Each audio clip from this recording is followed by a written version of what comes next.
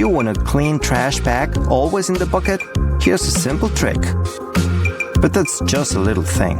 Now we're going to do bigger things. With the right markings, it's easy to get the metal profile firmly in place.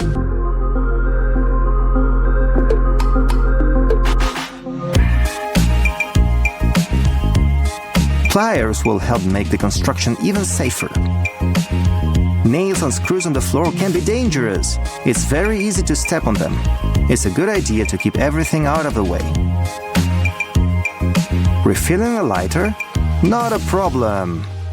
Surprising as it may sound, we need a syringe, or rather, this little piece of it. We cut it up and we put it on the bottle. You're good to go. Here comes the fire. Again, those tricky corners.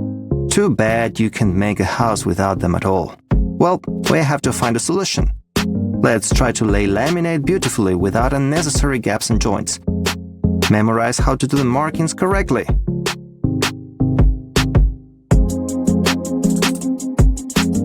Use a lid from any paint bucket. It will help you cut an even circle. Done! It looks great. You don't know how to secure wire pipes to the wall? Get some more corrugated pipe. Yes, you heard correctly. I know it sounds paradoxical, but soon you will see. 2 small pieces of corrugated pipe. Screw them to the wall. Let's see how it works. Look, it's holding up great. A bank card will help make accurate measurements. Don't worry, it won't get damaged. How easy is it to clean a paddle mixer? Wait until everything dries out. As you can see, it works.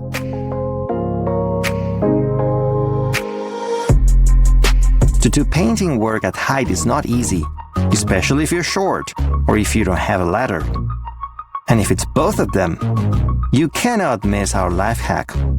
Luckily, you will only need 1 rope to bring it to life.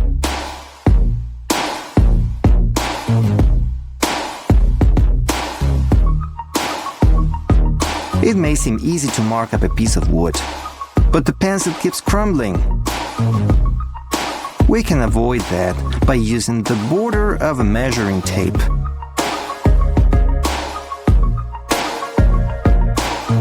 A nail will help hold the wire firmly in place. Hook it like this and wrap it all around the nail. The nail can be bent or hammered better. To hide a screw in the wood, it's good to make a small hole the size of the head of the screw. Did you know that foam cans are full of surprises? For example, there are balls like this inside each of them. If you don't remove them after work, they will stick to the vault. We don't need that at all. I think it's time for a little rest and a snack. Work has made me hungry. I suggest making a salad with green peas. Do you know how to open the can? We use a marker to draw onto the latch to give us a mark to drill.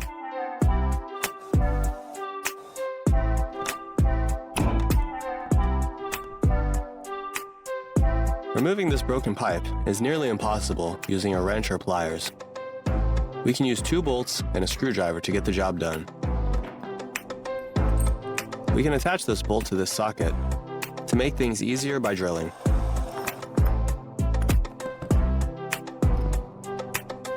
We can use the snap blade to open up old padlocks.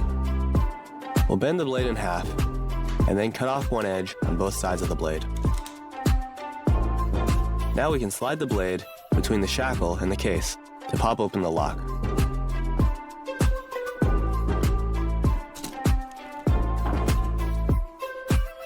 paint clean and even edges. We can cut the bristles off of this paintbrush at an angle. Then screw a plastic card onto the back of one side. This will give us a clean line. We want to make sure to apply Teflon tape to metal fittings.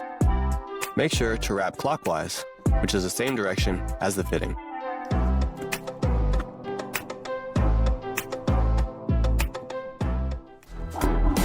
We can use a drywall knife to better clean up this bucket. Instead of moving the knife up and down, scrape in a circle around the bucket.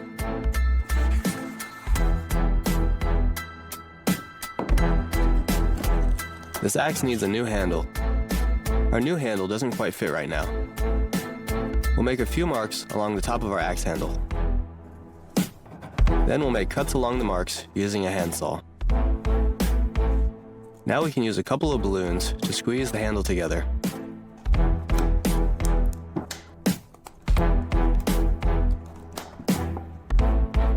Now we can hammer the handle into the axe head. We'll fill the cuts with glue and some wedges, and then cut off any excess wood.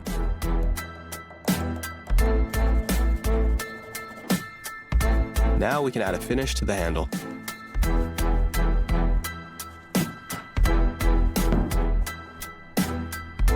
If we need to remove paint from this roller tray, we can add a few thin layers of paint, letting each one dry in between coats. That will make it easier to pull up the paint in one single layer.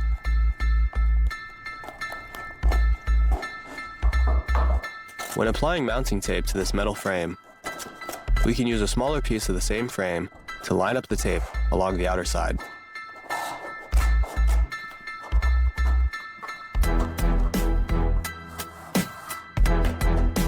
We can temporarily attach these two metal frames together using a couple of screws.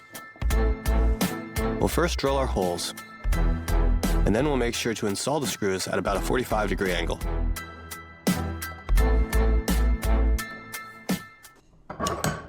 Our next tool that we'll be making is good for connecting two metal wires together securely. We'll start by removing the head from this bolt, then drilling a hole through the center. We can use a magnet for any metal dust.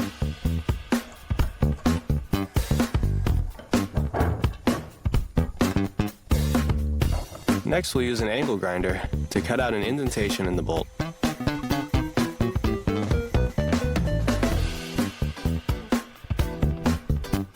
Now attach nuts to both sides. We can pass the wires through the hole in the bolt and out through the indentation. Now when we tighten everything together, the wires won't slip.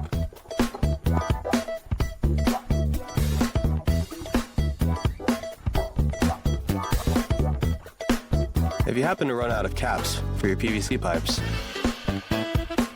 you can use a straight fitting and a coin that matches the size of your pipe. Next, we'll be using this pipe welding machine to connect the fitting to the pipe. Now the coin will act as a cap. We need to install this T-joint onto this pipe. First, we'll cut the pipe that runs along the wall. We'll use our pipe welding machine again to connect the fitting to the bottom half of our pipe, and then to the pipe that passes through the wall, and lastly, to the top half of the pipe.